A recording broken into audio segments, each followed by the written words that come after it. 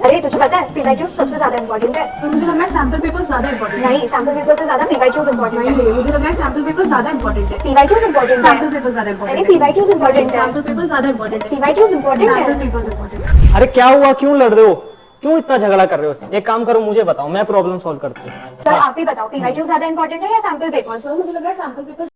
रुको जरा, सबर करो। हेलो स्टूडेंट्स, तो कैसे हैं आप लोग? मेरा नाम है अरुण कुमार, आपका अपना केमिस्ट्री एजुकेटर, और आज आपके लिए एक बहुत ही जबरदस्त एक बेहतरीन वीडियो लेकर आया हूं, या यूं कहूं आपका डाउट क्लियर करने आया हूं।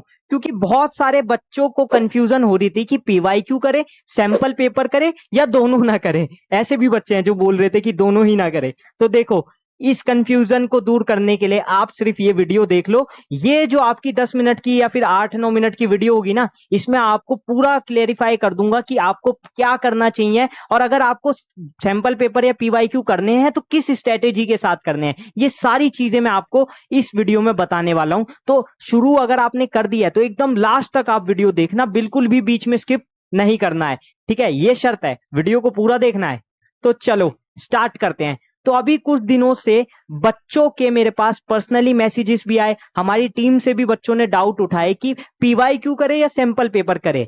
और पीवाईक्यू के लिए तो देखो, हमने थोड़ी सी मेहनत करके एक सीरीज स्टार्ट किया है कि जो हम वन शॉट सीरीज बना रहे हैं ना क्लास 10 के लिए, उसी में हम पीवाईक्यू सॉल्यूशन इंक्लूड करके चल रहे हैं। तो पीवाईक्यू के सॉल्यूशन तो आपको हमारे चैनल पे ही मिल जाएंगे, और पीवाईक्यू तो आपको 100% करने ही है, और बच्चे करते भी हैं। मैंने देखा है पीवाईक्यू कोई नहीं छोड़ रहा है। और पीवाईक्यू अगर आप इफेक्टिवली करना चाहते हैं तो आप हमारे चैनल से जुड़ जाओ, क्योंकि इस पे आपको लगातार हर सब्जेक्ट के और हर चैप्टर के पीवाईक्यू सॉल्यूशन देखने को मिलेंगे, और कुछ मोस्ट इंपॉर्टेंट क्वेश्चंस भी देखने को मिलेंगे। तो ये रही पीवाईक्यू की बात। तो देखो, पीवाईक्यू आपको करने हैं? हाँ बिल्कुल करने हैं, ठीक है ना? और इसमें हम आपकी बहुत ज्यादा मदद करने वाले हैं, तो आप हमारी वीडियोस देखते रहो। उस वीडियोस के थ्रू आपका पीवाईक्यू क्लियर हो जाएगा, या पीवाईक्यू सारे ही लगभग लगभग आपके हो जाएंगे, सभी सब्जेक्ट के, चाहे वो मैथ हो या साइंस हो, ठीक है? फिजिक्स हो, केमिस्ट्री हो, बायो हो, सब में आपको देखने को मिलेगा। नेक्स्ट पॉइंट आता है सैंपल पेपर।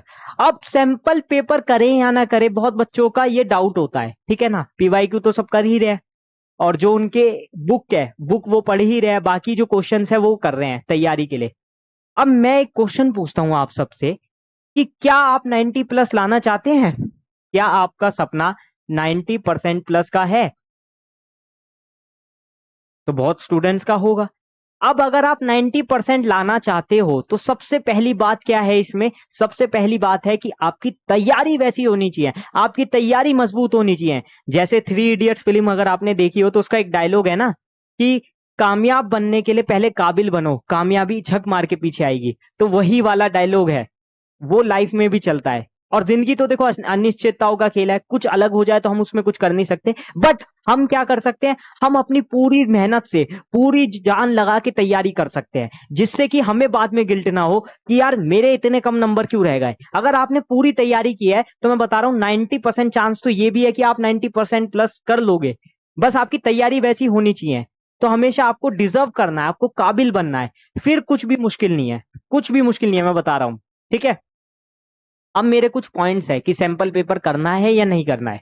तो देखो, सीधे शब्दों में बोलूं, आप क्लास 10th पहली बार देने जा रहे हो, ठीक है? अभी तक आपने वो प्रेशर झेला नहीं है कि एग्जामिनेशन हॉल में कैसा लगता है, कैसा पेपर आता है, किस टाइप से हम फील करते हैं। देखो पीवाईक्यूज करके ठीक है, आपको क्वेश्चंस का आइडिया लग जाएगा कि क्वेश्चन किस टाइप के आते हैं, आपको पैटर्न पता लग सकता है, लेकिन जो एग्जाम का फियर है, जो एग्जाम का रियल प्रेशर है, वो आप कैसे फील करोगे?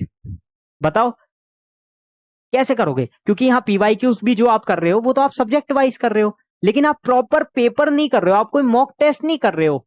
तो आपको वो प्रॉपर फीलिंग कैसे आएगी? जैसे सपोज करो आप मैथ का एग्जाम देने गए, ठीक है? अगर आप उससे पहले 4 से 5 बार सैंपल पेपर सॉल्व कर लो, या ऐसा उसको mock test as a mock test आप कर लो, तो क्या आपको बेनिफिट नहीं होगा उसका?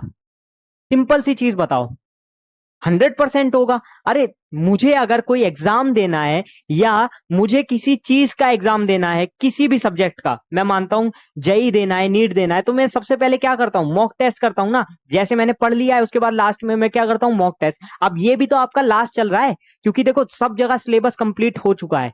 अब लास्ट के टाइम में, जो लास्ट के आपके 2 से 3 महीने बचे हैं, इसमें अगर आप सैंपल पेपर्स नहीं करोगे, इसमें अगर आप मॉक टेस्ट टाइप तैयारी नहीं रखोगे, तो आप खुद सोचो आपको बेनिफिट होगा या नुकसान होगा।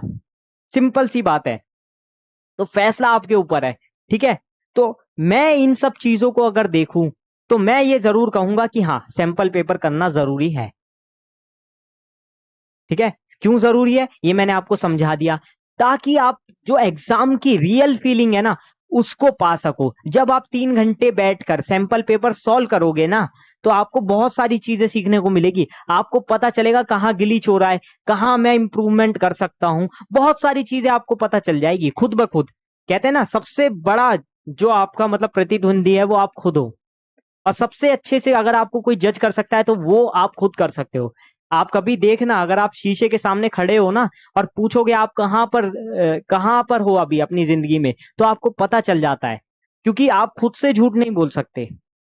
सैंपल पेपर का भी ऐसी है, आपने पूरी तैयारी कर लिया, आपने पूरा कोर्स पढ़ लिया है साइंस का, उसके बाद आपने पीवाईक्यूज भी कर लिए चैप्टर वाइज। ठीक है, अब लास्ट में आपको क्या करना होगा, सैंपल पेपर, जिससे आपको पता चले कि आपकी पूरी तैयारी कैसी है। अगर सपोज करो आपका 100 नंबर का पेपर है, आपने 100 नंबर का टेस्ट किया, उसमें आपके मार्क्स आ रहे हैं 75, 80, 70, कम भी आ रहे हैं, कोई दिक्कत वाली बात नहीं है, सैंपल पेपर है ना। सैंपल पेपर में सपोज करो आपके 100 में से 70 मार्क्स आ रहे हैं, तो आपको एक चीज तो क्लियर हो जाएगी कि इंप्रूवमेंट की जरूरत है। 30 नंबर कम जो आए, जो 30 नंबर कम आए, वो कहाँ कम हुए, कहाँ गलती हो रही है, ये आपको पता कब चलेगा, जब आप सैंपल पेपर सॉल्व करोगे। तो देखो, मेरे हिसाब से 101% आपको सैंपल पेपर करना चाहिए।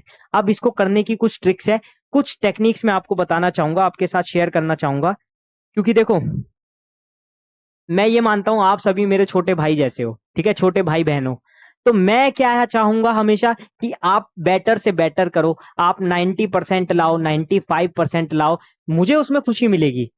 और मैंने पहले भी कहा था, हमारी मोटिवेशन सेम है, आप 90% लाना चाहते हो और हम भी यही चाहते हैं कि आप लेकर आओ। ठीक है ना। तो देखो, ट्रिक्स क्या है या फिर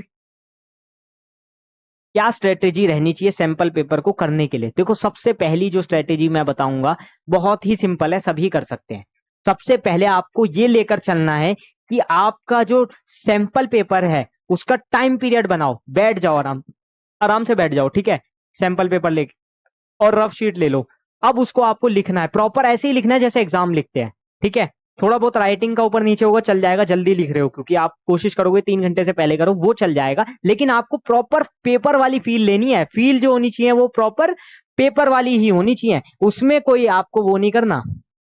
तो देखो, सबसे पहली स्ट्रेटेजी क्या है आपकी, आपको सबसे पहले 3 घंटे बैठ जाना है और 3 घंटे में उसे अटेम्प्ट करना है।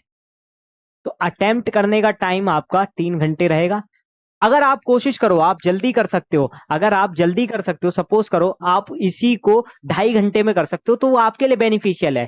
ठीक है, उससे तो आपको फायदा होगा। ठीक, लेकिन आपको 3 घंटे बैठना है बिल्कुल, और यही सोच के बैठना है कि मैं इसको पूरा कंप्लीट करूंगा, इसको बीच में नहीं छोड़ूंगा बिल्कुल भी। सेकंड पॉइंट जो मेरा है, सेकंड पॉइंट मेरा बहुत ही ज्यादा क्लियर है कि आपको सबसे पहले जो जो क्वेश्चन आते हैं वही आपको करने हैं। मतलब कि सपोज करो आपने पहले एमसीक्यूज किए, एमसीक्यूज आपको आते हैं, तो पहले क्या करो, एमसीक्यूज कर लिए। ठीक है, उसके बाद आपने शॉर्ट क्वेश्चंस कर लिए, तो ये आपका क्रम रहेगा। ठीक है, क्रम यही रहना चाहिए। उसके बाद आपने लॉन्ग क्वेश्चंस पे आ गए, जो भी है, एकदम से लॉन्ग क्वेश्चंस की तरफ नहीं भागना है। ठीक है, ये बहुत ज्यादा नंबर का है तो इसको पहले कर लो, ऐसा नहीं, स्टार्ट से देखो, क्योंकि एमसीक्यू में टाइम कम लगेगा ना। अगर जो एमसीक्यू आप देख रहे हो 1-1 नंबर के हैं, तो उसमें टाइम भी तो 1-1 मिनट ही लग रहा है। शॉर्ट क्वेश्चन भले ही 2 नंबर के आ रहे हैं, लेकिन उसमें टाइम भी कम लग रहा है ना। लॉन्ग क्वेश्चन के लिए टाइम बाद में आपके लिए पास ज्यादा बचेगा, तो आप ज्यादा अच्छे से लिख पाओगे। स्टार्टिंग में ही लॉन्ग क्वेश्चन स्टार्ट कर दिया तो आपके पास प्रेशर होगा, एकदम से 1 घंटा हो गया 2 लॉन्ग क्वेश्चन में ही, या फिर सारा टाइम अगर आप लॉन्ग क्वेश्चन में, या फिर 3 में से 1-1.5 घंटा आप लॉन्ग क्वेश्चन में निकाल दोगे, तो मेंटली प्रेशर आ जाएगा। तो इसलिए आपको क्या करना है, स्टार्ट करना है एमसीक्यू से, शॉर्ट क्वेश्चन से, फिर लॉन्ग पे जाओ, टाइम बचेगा। बॉस मैं बता रहा हूं, ये जो ट्रिक है ये बहुत अच्छी ट्रिक है, इसीलिए क्रम वाइज दिया जाता है ना एग्जाम में। नेक्स्ट इज थर्ड, मेरी आखिरी आती है, जब आप कंप्लीट कर लो टेस्ट, जब आप टेस्ट कंप्लीट कर लो, तो उसके बाद आपको क्या करना है, आपको खुद खुद अपनी गलतियां देखनी है। टेस्ट कंप्लीट करने के बाद आपको क्या करना है, अपने मार्क्स देखने हैं। जैसे सपोज करो किसी के मार्क्स आ रहे हैं 75 100 में से, तो अब उसको ये चेक करना है जो 25 मार्क्स कम आए वो कहाँ कटे, ठीक है, और क्या इंप्रूवमेंट की जरूरत है, क्या इंप्रूवमेंट की जरूरत है, अगर है तो करो, और क्या बेटर अप्रोच हो सकती है, क्या इससे बेटर अप्रोच हो सकती है कोई। मैं कहता हूं देखो कोई भी परफेक्ट तो होता नहीं है, तो आपको हमेशा क्या देखना है कि क्या मैं बेटर कर सकता हूं इसमें। तो ये कुछ मेरे टिप्स एंड ट्रिक्स है, बहुत ज्यादा लंबी इस वीडियो को नहीं करना चाहता हूं, इतना कर लो, मैं गारंटी से कह रहा हूं आपकी तैयारी एकदम मस्त होगी। आप 90% ला सकते हो, आप सब कुछ कर सकते हो, आप हर सब्जेक्ट में 90+ ला सकते हो, कोई बड़ी बात नहीं है अगर आपने डिसिप्लिन के साथ काम किया। तो इसी के साथ मैं इस वीडियो को समाप्त करता हूं, बहुत ज्यादा लंबी वीडियो नहीं रखी है, और आशा करता हूं आप ये सभी पॉइंट्स को और इन सभी वैलिड पॉइंट्स पे ध्यान दोगे और इस पर फोकस करोगे, ठीक है। मिलते हैं नेक्स्ट वीडियो में, टिल देन बाय।